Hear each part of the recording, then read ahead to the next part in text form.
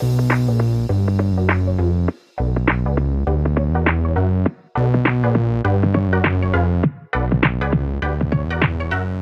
welcome everybody to another episode of Chris and Dave's Reality TV Cast. I'm one of your hosts, Chris, and my co-host today is not Dave. It's someone far, far better than Dave. It's the amazing Jo Russell. Hello, Jo. Hello, how are you? I'm very well. Thank you for, I threw up the bat signal. Dave, unfortunately, is snowed under with work, and he's now got about 10 episodes of reality TV to watch this weekend, which I'm really reveling in. So I asked you, Jo, would you like to come on and help us out? And you were like, yep, Chris, I've never watched MAFS. So, Jo, No. I know you've never seen it. And it's what do you think of the first week of MAFS ever? What's weird is that the guy that I work with watches it with his wife all the time. And for many series, he's been saying to me, watch MAFS. And I've been going, no, I'm not getting into another one. And so I've never seen it. I've heard lots about it, and therefore I had a real expectation about this show, which is not what it is.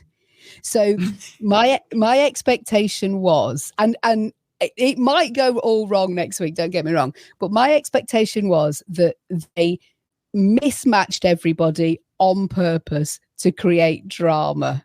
And what I think I've seen this week is potential love stories, Chris. I know you're going to hate me, but that's what I've seen. It's been different to what I expected. No, you know what? You've stolen my thunder, Jo, because I'm so happy you said that, because I'm exactly the same as you this week with MAFS, because we've talked, so obviously we've covered a few series of this now, and I never watched it from the start. We've only done it maybe 3 or 4 years, but we love it. We always rave, me and Dave, about the Aussie one.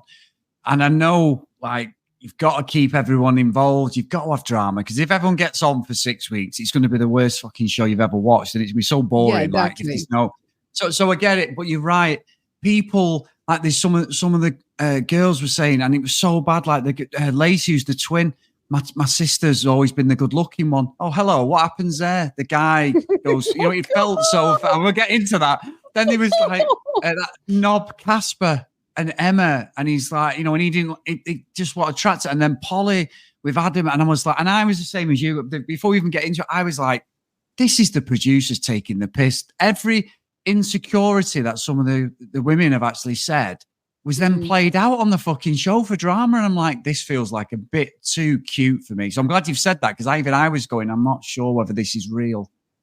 I just expected them to mismatch people on purpose, but I do feel like they try to match the right people up, or certainly in some couples, it felt like they tried. They've had a go. Yeah, anybody can have a go.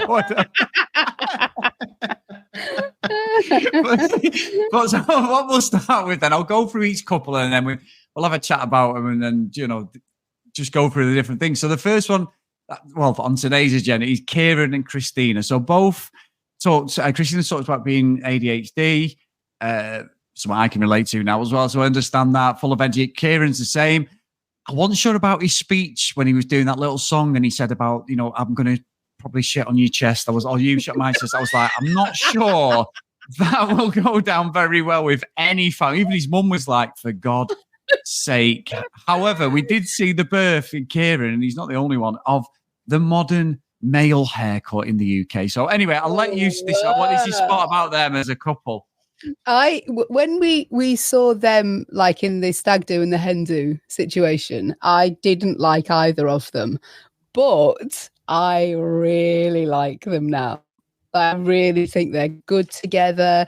They're a great match, apart from the shitting on the chest bit, which nobody wants to hear about. But I really like them. Like, I've got such high hopes. I'm so invested in them two as a couple that I please don't tell me they all go wrong. Please tell me some of them can survive. Some can survive, but we will see at the end of 6 weeks. That's all I'll say. And I don't know. I'm just going off the old match. I loved it. I was scared because when he was at the altar or whatever, and she was walking down the aisle, and then he turned around and he'd put his false teeth in for a laugh. And all of his mates were like, oh, please don't, please don't, please don't. And then when he took them out and she burst out laughing, it gave me goosebumps. I was like, oh my God, it's worked. It's fine. Because I thought, don't do it. But I had real goosebumps. I cried at this first episode. I had a cry. I wonder, you did message me say I've cried. I was thinking, it can't be some of the really dodgy haircuts going on here. Everyone's been to fucking Turkey, I think, pretty much. But and that's just the men. But honestly, I with them, I'm with you. So I was thinking she was alive while I want you. When she was on the stag, they're the same. I was like, oh no, this is too much. Even for me, I can be too overbearing sometimes and too much. I was thinking, I know it's a no from me as well. But I with you when she calmed down and we found out about her backstory now, and both of them have been cheated on. I love the fact he lives in some sort of converted caravan thing. That looks so cozy and class what he done, and he built it himself. I was really impressed with, as someone who does maintenance and build stuff, how good it was finished off. It looked great. And I got to say, Chris, not a lot of women, like, he was nervous to tell her. And then when, like, I thought that they were leading down the avenue of, oh, she's going to be really furious that he lives there. But actually, this just cemented them to even more. That she was like, I don't mind if you live in a caravan in the middle of a forest. It sounds sweet. I want to see it. They're so lovely together, Chris. I want to give him a cuddle. I love the innocence, Jo. I love your innocence of this. You can tell this is my first series, can't you? Well, the thing is, obviously, as it goes on, you'll see. But when this show really takes off is when all the couples get together and we have like the dinner party, and then we have like the commitment ceremony the next day and all that. That's when things. So that's where I can't wait for you to watch that. Anyway, just to see. But with these, I'm with you. I think he's one of the only couples where I came away thinking there's a chance, because they liked each other's silliness like normal couples do. The quirkiness of it. Whether because they both got quite similar personalities, that doesn't always work. It might be something where they both are overstimulated with each other. But yeah, I'm with you. For this first week, they were the only ones who came out of this with a bit of credit, I think. I think every other couple I have problems with, I've got to say. Agreed and approved.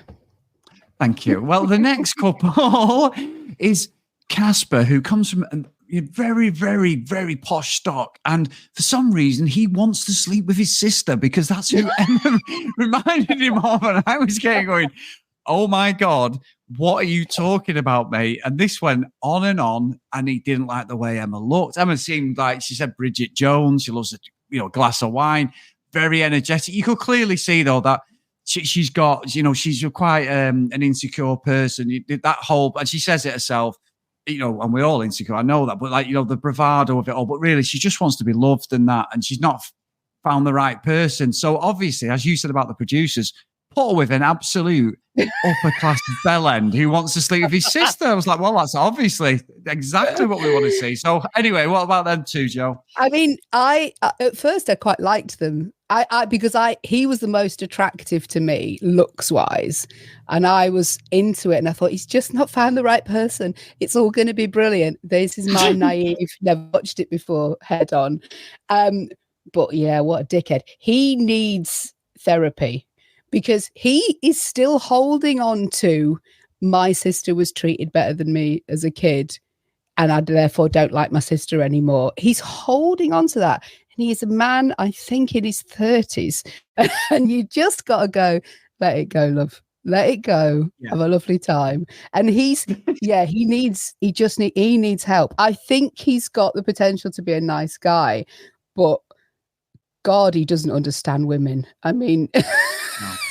No, he doesn't. I mean, saying that, I've been married for 25 years, Jo, and I haven't. I don't. Are we getting on to the honeymoons later? Or, no, go for it. Go for it. It's the one thing that me and the guy I work with have spoken about in full. When he said to her, I know you want honesty. He didn't say these words, but what he was saying was, I know you want honesty, so I'm going to tell you, you're a lot fatter than I want you to be. Now, saying that to a woman is just, how stupid do you have to be? And also, look in the mirror, love, because we've also seen you in your shorts, and not all that with your clothes off either, darling. And so I was like, come on. What are you doing? He can't, on any level, have thought that amount of honesty on your honeymoon is required. I don't like, what is wrong with it? I don't know what's wrong with him, Chris. You're a man. Tell me what was going through his mind. Some would say a man-child I am, but yes, I'm with you. So I've actually put in my notes, he's not exactly the fucking Rock himself. You know, the thing was, you're right, Joe, at the start, the whole thing, I've left the rat race, I'm a gardener. He looked like a really, really nice guy. And I'm thinking, God, you know, he said, I love the drink and all this. And I was thinking, you know what, this guy looks like he's got something about him. And then we meet Emma and I'm thinking, brilliant.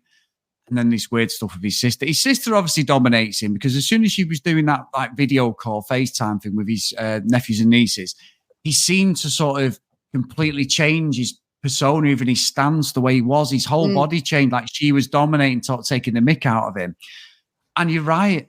He is in no position. You shouldn't ever body shame someone. Anyway, someone who's, I'm sure we all have body dysmorphia. I've struggled all my life with that. It's the worst thing, having to take my top off on holiday. I'm literally like, you know, I literally just dive bomb in the pool sometimes, and it's stupid, but it's just what I've carried on. Like when you're all day, no one's looking at you. They're all too busy with their own. No one cares. We're all different shapes and sizes, and it doesn't matter. And it doesn't matter that he's not that fit either. What matters is he's talking to his new wife, telling her she's fat. When he looks like that, you can't do it. Like, I don't know how he thought he could ever recover from that honesty chat. No, I don't, because you're right. I mean, as soon as he said the word petite, Emma's whole face changed. Just the whole energy just drained out of her, and I felt so sorry for her. And she had she'd even said that. This is exactly what you said. You picked up on such a good point of like, the whole VT was about a body, about her being like, you know, curvy and everything. And even when he went, like she said to him, didn't she? She said, "I'm a size 14. I'm not a fucking monster." I was like, "Go throw on, a drink at him." I know. I just can't. I don't know how he was ever going to be fine. No, there's no coming back from that. And this weird hang up with his sister is just bizarre for me. That's like, I don't understand. I've got 5 sisters, so no. None of us want to be shagging someone who looks like a brother or sister. Don't get me wrong. So I'll give him that. However, his hang up about his sister it feels like, come on, love, you're in your 30s. Shall we move on from whatever happened when you were kids? And she is a bit dominating, I get you, but you know, just see her once a month then. You know what I mean? Just, there's many ways around this, and he hasn't found one yet. And only therapy can help this man. Yeah. But the therapy we're going to get is Paul going, "Oh, that's okay. Don't worry about it. It's fine." That's exactly what I want to hear, Paul. You know, you're just going to completely skate over that when this guy's been absolutely horrible to Emma. You know, I mean, you've not watched it. Have you watched any celebs go dating at all? No, I haven't. Oh, right, maybe so years ago. The OG experts I loved. And then when it changed the experts due to off-air shenanigans. Yes. Let's put it like that. I stopped watching it. Well, Paul's on that, and at the same time this is running, Paul's on after, because MAFS has took the slot now, the 9 o'clock slot. So Celebs Go Dating has just finished this week. So for this week, we had Paul for like 2 hours, and some of the stuff going on with them fucking fake celebs and the absolute bullshit relationships. And there's some really bad behavior, and he's just going, "Oh, it's okay. Don't worry." That's exactly what I wanted to hear. I mean, he's obviously Irish, by the way. My accent's going here at the moment, Joe, but he's been over to Dublin and had a few guineas, but it just frustrates me. So, I mean, these two, I just feel sorry for Emma. I think I must admit, like, peeping behind the curtain slightly, is when you watch MAFS, there is that thing where some of these couples at first you think, there is no chance of these two. And then maybe in a few weeks' time, it's the sort of making of the couple. But I agree. And here's what, you know, on Love Island, you always talk about the redemption arc. I can see them doing this. I can see him learning, admitting he was wrong, and them I can see them making a go of it, because what I felt after the first couple of episodes was I'm being lulled into a false sense of security with these people. Like the ones that I think are perfect are going to be arseholes, and then the ones I don't think are suited, I'm going to fall in love with. So I'm ready for that for the next few weeks. Yeah, I can't wait for my WhatsApp, because you're going to be messaging me going, you bastard, you have to what have you done? It's so true. Oh. So I think there's hope there, but I think I definitely think but he's got to learn. He's got to bloody apologise and look in his own mirror as well, as we've said. I agree. So we've started off well here, Jo. So the next farcical couple is Nathan and Lacey. Lacey, she's a twin, pretty girl. I mean, but she gets a sister on. Her sister suffers with ADHD. Nathan, who they're putting with, has got ADHD. But then they're talking about, she's always felt like the ugly duckling of the two sisters. She got abused and bullied, which is so bad. I felt sorry for her, and she was talking about that. So obviously Nathan's going to think that he's marrying the sister as she comes up the aisle in a pink dress. I mean, I was like, is this for real? And we've had this before slightly, when the bride, the groom's gone, is that I'm marrying? It's one of her friends or something. But wow. That was like so teed up, wasn't it? But even though it was still great to see, but yeah. It was horrific. I mean, anybody, even if they're not twins, anybody with a same-sex sibling, you always judge yourself against them. And if you are not the prettier one, and it's just your whole growing up and that horrible teenage years when you give a shit. Obviously you get older, you don't care, but as you're growing up and you care, that's such a trigger for her. And the fact that happened, I like her. I think that she is willing to give this a go, despite the fact that she must have felt like a bag of shit inside when she heard that. But how set up is this? Because I want to know when her family decided they were going to tell her that he'd said wow to her sister and not to her. Is that producers going, oh, you must go and tell her? Yeah, I think so. I think it's one of them where we and obviously it's weird with MAFS because you can see, I mean, like I said, I've not been on it from the start, so it's difficult for me to say. Like Love Island, I could pretty much go, yeah, you can tell how things have evolved, how the producers are in it. But even covering, say, the 5 or 6 series that we've done over the last few years, it does feel more and more like, hang on, we've got something here. Like there was the Australian one a couple of years ago, and there was a couple got together called Bronte and Harrison, and we always go on about them. And we probably mentioned it when you've been listening, Jo. And honestly, he did everything possible to sabotage that relationship. He hated Bronte, and she stuck with him through some of the most obscene and awful things that this guy did because she wanted to stay on the show. He was just doing and saying all sorts of horrible things. Sleazy. He was just obnoxious. He treated her, and she was like, "Oh no, you don't know him like I do." But then when it got to say the penultimate episode where she's like, well, I've got my fan base now. People are following me. She went, oh, you know what? Okay. Gets the sister in and has a go at him. So you've got the potential to be invested in these people, and that could happen. And it could happen, but I'm with you. There's a few times, because when they got what I was getting, I went off on one. Did Harrison? I'm still scarred from that absolute bellend. But Harrison was awful from the start, and one of her friends had even picked up on him and said like this, I'm sure that's that guy, like from whatever he'd done, or if he's a sleaze bag or something. I can't remember exactly, but this random guest at the wedding then goes and tells Bronte, like, I've got something to tell you. Make sure the cameras are on and the makeup and the lighting's right. Can you tell me? So yes, I do think they pick up on that. I don't know how many times we shoot it. I just felt it so bad for her when it happened, because I just thought, oh, you just tell. There's not that many family members there. You just go, don't say anything to her. Let this be a lovely day. And that's what normal people would do. So, yeah, I wondered whether that was set up, because I felt so bad. Like her whole life, she's been told her sister's prettier. And then because of, I'm still working out with Nathan whether his ADHD is enough of as an excuse for all this crap that he's given her. And it might be, my boyfriend has got ADHD, and watching Nathan has made me understand Matt a lot more, weirdly, this week, because Matt can't be in a conversation. He can't be present in a conversation fully, in the middle of a serious conversation when she was telling him that some of her friends had died in a car crash, and he went, "Oh yeah, cool. Look at that lizard." And I was like, "Oh, okay." This reminds me of my actual boyfriend.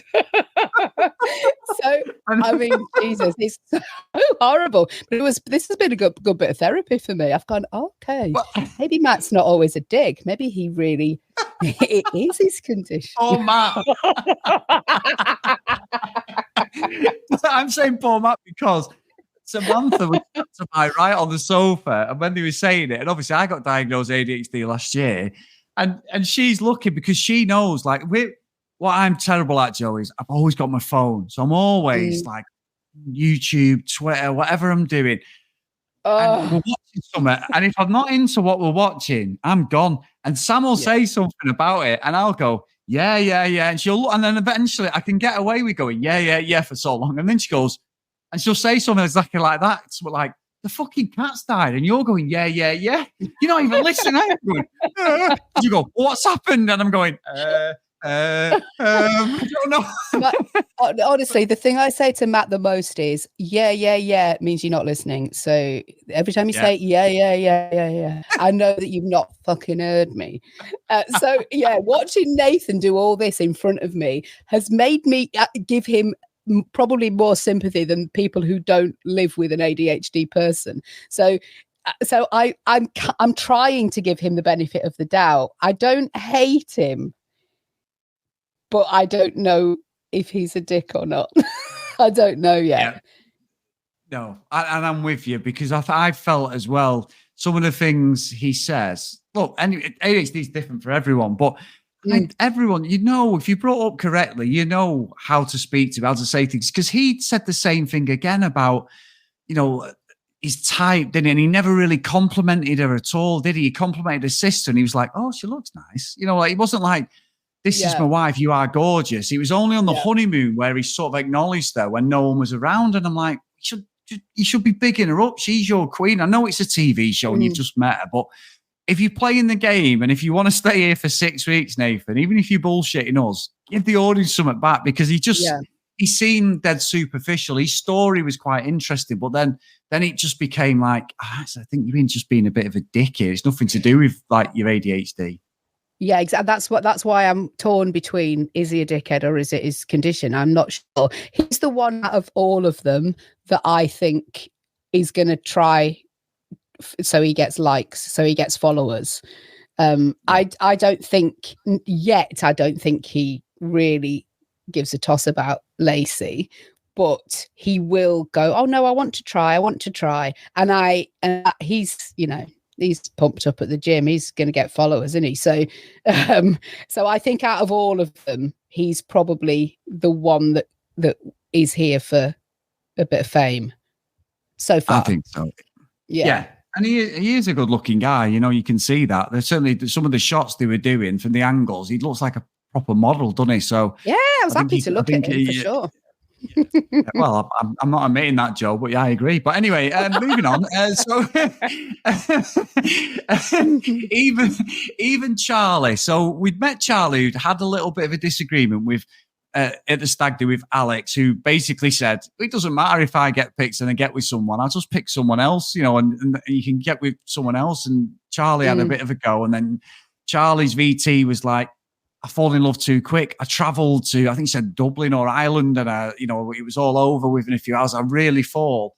What happens? She gets with Eve. Eve talks about she only came out 3 or 4 years ago. She'd been engaged to a guy, a bodybuilder, professional bodybuilder, looks amazing.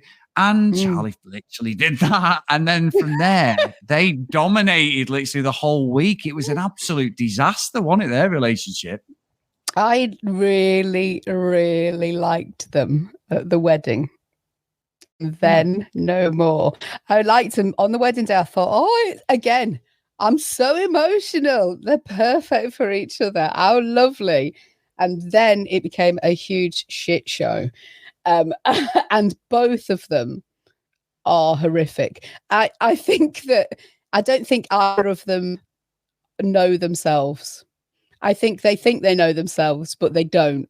And whilst whatever they say, oh yeah, I'm this, I'm this, I'm this, they don't act upon it. You know, they kind of both know they've got faults, but there's no give in either of them. And it actually has been uncomfortable to watch them two. I've not liked them on the honeymoon. There's been so many red flags with both of them. I kind of still want them to work, but neither of them are going to listen to each other. That's for certain. And it's a shame because I really liked him at the wedding day. I thought they were great for each other. Yeah, I'm with you. Initially, I thought this is going to be a really nice story. And then I'm with you. At first, I was like, Charlie's a bit too much. She's doing everything she said she was trying not to do in the VT. She did. But I also think the way Eve dealt with everything was completely wrong. Like Charlie said, we've had sex twice. You just got up and walked off, and he's like, what's going on there? And then the way Eve took things so personal. I think Charlie was trying to lighten the mood a couple of times, but then Charlie is fiery. And you're right, both of them together.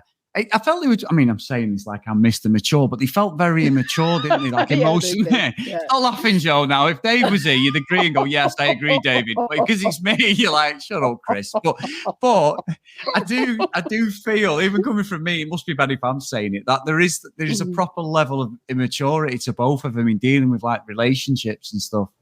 This was the first one that I thought, oh, Charlie is one way. Eva said she wants to take everything really slow. Charlie wants to go 100 miles an hour. The judges or whoever the panel that put them together have really done a number on us here, because it feels like in fact, in 10 years' time, even maybe they'll be perfect for each other. But it feels like now they've gone, oh yeah, these say they want this, but actually the reality is they are very, very different people who want very different things in a relationship. And that's fine if you've got a lot of time to work these things out. But you're married, you're on your honeymoon, boom, you're in the same room, is not what Eve wants. She wants space. And so why the fuck have you come on this show if you want space? You can't get it. It's not part of the rules, Eve. It's not part of the bloody rules.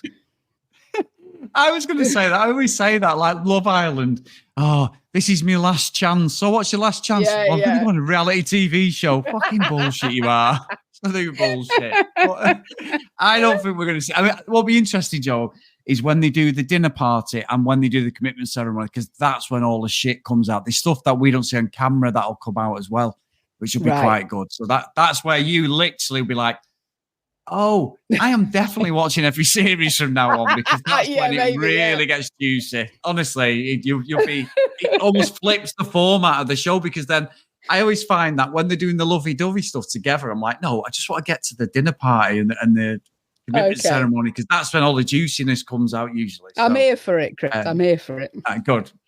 So another couple, Ross and Sasha. Ross he's deaf, has a hearing problem, and he plays football for England, loves the gym. Said he used to play football, he loves the gym.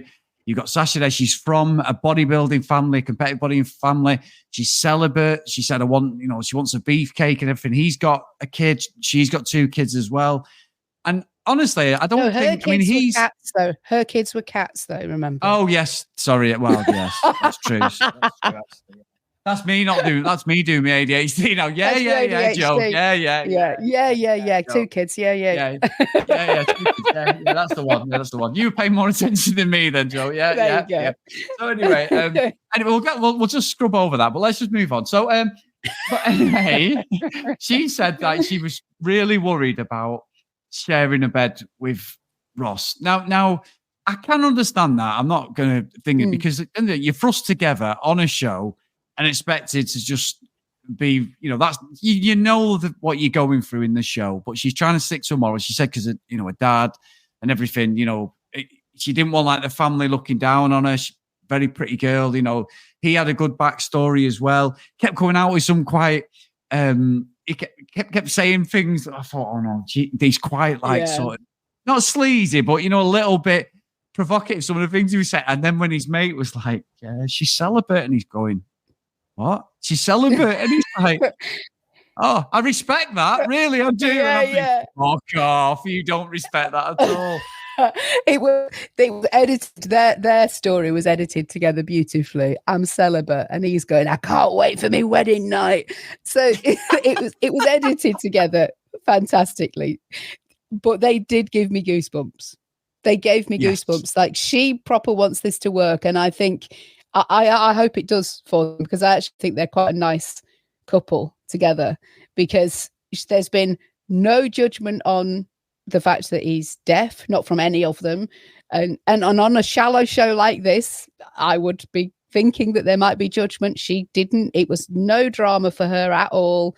He's got a kid, no judgment there. She absolutely wants it to work. And so they gave me goosebumps together, and I think it was just edited. Like, they really made him out to be up for it, gagging for it, I think is the phrase I'm looking for.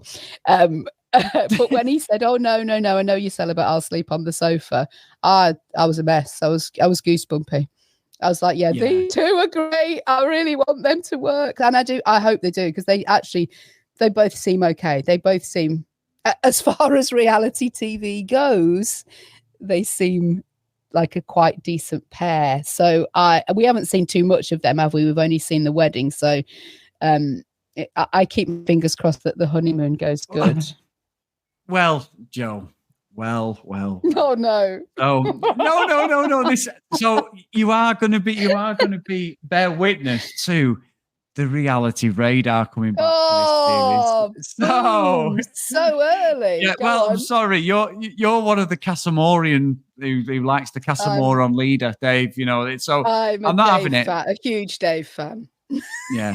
There's only one. There has to be somebody. But anyway, so this is my prediction. So what you stick on what you said at the start of the show regarding the producers, right? So this is my reality radar prediction. The Chris Phelps reality, and obviously we know 100% satisfaction. He's never wrong, ever wrong with the radar. Sure. Yeah, Chris. Yeah. Hey, I wanted Matt on, not you, actually, Jo. But we'd have done an hour ago. Going, yeah. That would have been it. Like, thanks, Matt. Yeah, but anyway, the prediction is, because they have laboured so heavily on this celibate thing, that my prediction is that Sasha will cop off with someone else in the experiment and have sex with him. That's a prediction. I don't know anything, but I can't even radar... talk to you. Oh my God. Could such a thing happen? Ross will be like, but you said you were celibate. And she's like, well, fuck it. I thought I'd come out of retirement. I don't know, but that's my prediction. I don't know anything. I'm not calling her out. It could be the fairy tale. This is the reality radar. I'm getting all my apologies in now, Jo. Okay, you've watched too much reality telly, I reckon, and you can't see a genuine lovely person when you see one. No. But I can just hear Dave going, there is a 1%. In fact, I'll try and do his voice. There is a 1%. No, you don't even sound like that. I can't do his voice. But anyway, there is a 1% chance, Chris, you bellend, of actual Ekin-Su and Davide getting back together. And at the end of the day, unbelievable. The stars aligned that day. I should have put the lottery on. But I love the fact you're still dining out on that. It was 4 years ago, and they married and got kids with someone else and everything now, haven't they? You know what I mean? But anyway, you've done 15 other reality shows with someone else now. Yeah. But for that one day, I was correct. And knowing Dave was fuming and was like messaging me going, it's going to fucking work, innit? You're absolutely right, you tosser. I'm like, well, I'm sorry. I'm not saying it is, because I do think she's nice, Asha. I'm not calling her out. But just knowing how these shows work, and they've laboured and they really played on that, I'm like, this seems like there's a bit of legs to this. This is the end we've heard of her being celibate. Okay, call me naive if you want. I've never seen this show before. This is my first series. Here's what I think is going to happen with these two. I think that they will end up shagging on their honeymoon, and it will be one of the greatest love stories of all time.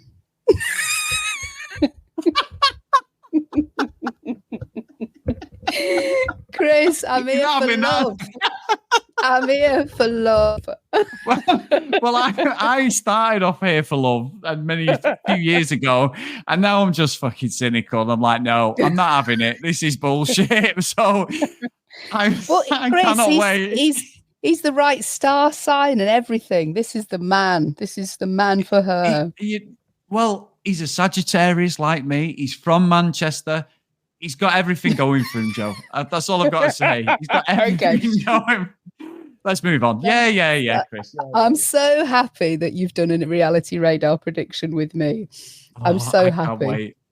I cannot wait when you watch this and you'll be there one night going, that fucking master Chris has pulled another rabbit out of the head. Yeah, you're going to block me. He's pulled another rabbit out of the hat. Yeah, but anyway. So the last couple, and I've saved these for last, and people can't see what we're recording on, but I have actually got Adam's picture as my bio because I felt out of every single person on this show, for me personally, he was the worst of the fucking lot. He's a hairdresser. Agreed. He's got that fucking stupid basin head barnet going on. He's had his teeth done. He is definitely the guy outside a pub with 20 of his mates. And now bear in mind, I've got literally 2 sleeves of tattoos. They're all there, turkey teethed up, tanned up. We've got the skinny jeans on with the fucking loafers and no socks and the tight t-shirts, boys for life or some other bullshit hashtag that he's done. Some shit like they're all there together. Fucking, you can just see it, lads for life and all this stuff. And he has, and I like the fact he's got confidence in himself, but my God, his idea of a woman and basically like Casper, he has got fucking Hallow Shell, but looking at himself because he thinks he is fucking Brad Pitt or something, this lad, and he certainly is not. He looks like a fucking doorman. He ain't a Brad Pitt at all. do guys get like that because deep down they're really insecure? Because he's so overly confident and it doesn't match with how he looks at all. Like, his level of confidence is sky high, and that is attractive in some people, but he is just coming across as an arsehole. And when he went, oh yeah, who I'm looking for is Michelle Keegan or Megan Fox, I was like, fuck off. You're not even a nice like, you don't look great and you're not even a nice person. Now I'm judging, of course, and you shouldn't do that, but they've put themselves up to be judged, so I give myself a pass on publicly doing this. But he, like, who the fuck do you think you are? Like, it's unbelievable. But he believed it. He believes he can get Michelle Keegan. It's madness to me. Yeah, I don't like him at all. No, I've not seen any redeeming qualities in him at all. Not one. Not yet. No. Not one. No. And that's not being thing. I mean, there was a picture of him. He obviously goes to the gym, but he's not like Ross gym goer, where Ross looks the business. He looks like Sasha's family. I think it's a dad or brother, a sister. They're all like bodybuilders and everything. And you can clearly see he looks after himself, but like Ross does, I mean, but this Adam, he looks in shape. He was doing some weird bodybuilding pose, and I was like, I'm not sure what's going on here. Covered in tats, I get that. That's the look. The barnet, everything. He's a hairdresser. But she was lovely, Polly. And again, exactly what you said about the producers. So what's your ideal woman? Well, it's a brunette, really. Petite brunette. Well, obviously, Polly's got brunette. He said an unreal. Yeah, an unreal brunette. Sorry, Jesus. I apologize. You're right, Joe. Yeah, let me get that. You're right. Unreal brunette. So they put him with Polly, who's got sort of strawberry blonde hair, and she's curvy, but she's a pretty girl. She's got a nice personality as far as we can see. And this superficial wanker's there, and I'm like, you're a tosser, mate. I didn't think there was any redeeming qualities to this guy, and he wouldn't compliment her at all, which was awful. I thought it was. And then when the best friend, spoke to him, he still couldn't fucking compliment her. And then he went, I'm not settling for average. And I'm like, holy shit, mate, please be quiet. Please be quiet. Fuck me. And that was so bad. I just thought he was a dick, him, honestly. But this is what I never understand about these shows is why are you saying these things out loud? Like, how stupid are you? Like, this is your wedding day. Now, I don't settle. I get it. Of course I do. They've got to be right for you. But you met her 2 minutes ago. And I don't even know how old he is. Maybe he's at the age where they've got to look good on Instagram, or he can't possibly be with them, rather than... Although, actually, let me give you one redeeming quality that's just popped into my head. He did say to his mate towards the end of the episode, maybe me just going for my own type is not good anymore because it hasn't worked. And maybe I do need to, dig deep. I can't remember his exact words, but it was like he was prepared to dig deeper and really maybe see if she's a really nice person and she's pretty as well, then maybe he can not go for Megan Fox anymore.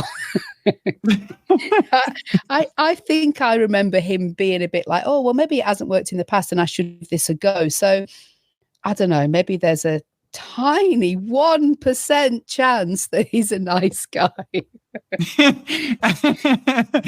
Yeah, I mean, obviously, there's a 1% chance, like Dave said. So there is always a chance, Joe. There's always a chance. He's not my favourite. I don't like him. And her best friend, Polly's best friend's a joy. Like, he's just like, nah, he's not good enough for you. He's not said one nice thing about you. He's not complimented you once. Like, hello. No, it's wrong. It's just like, I mean, even if he doesn't like her, this on your wedding day, surely you're going to pretend. Like, I don't understand how these things work. Or maybe he thinks he wants to be the bad boy of the series. I don't know. Yeah, and we get it. We do get it with them because there was a guy a couple of years ago, Matt, and the girl he got with, the UK one, she was absolute sex maniac. She was absolutely just thirsty for everything. But then he ended up in a big scandal where he was cheating and he just fucking loved himself, He really, he wasn't a likable person. He got with another, I think it's Whitney, he got with, she wasn't nice either. They just weren't a good couple together. They're not together now, surprisingly. But yeah, this guy, I think he's just going to be the villain of the show. And I think he'll probably maybe try and get with one of the other brides. It may have happened in the past, Joe. That's all I'm going to say. Okay, wow. Yeah, but anyway, Joe, anything else? I really appreciate you coming on today before we go. No, nothing else from me. I mean, I am here for love, and I think we all are with MAFS UK. One last shot for these kids. One last shot. Right, fair enough. Big thank yous to Joe. Now, Joe, where can everyone get you? Because you are an amazing radio presenter as well. So where can everyone get hold of you if they wanted to listen to more of on your podcast as well, please? Yeah, our podcast is called No Shaming Again. And that is loosely about dieting, but many other things now. And I am also on Hits Radio and sometimes on Greatest Hits Radio. So you can find me. You'll find me. I'm out there. Oh, thanks, Joe. You're a star. And obviously, Joe is one of our amazing patrons as well. I always say your full name, Joe, when I read it out, by the way. I don't know if you've ever noticed that. I know, I like it. It's like my Sunday name. Yeah, I always say it, and then I think, Joe's going, Chris, you dick, shut up. But anyway, you support this podcast. You've been on loads of times, and we do appreciate both of us. It's so good. I mean, Dave will be back next week, everybody, but somebody is also going to his favourite city in the whole wide world. And I sound like a 3-year-old when I say that. I don't care, because I'll be in Vegas by Wednesday. So me and Samantha, 25th wedding anniversary in Vegas. Jordan's not with us, so we are getting absolutely hammered. We're spending all our money that we haven't got. And it's going to be an amazing time. Fantastic. Listen, have a lovely time. Have a great time. I will, thank you. So massive thank you to everyone. If you want to email us, cdrealitycast@gmail.com. If you want to follow us on social media @cdrealitycast. If you do want to support us like Joe does, please get over to patreon.com/cdrealitycast. So the roll call of honour.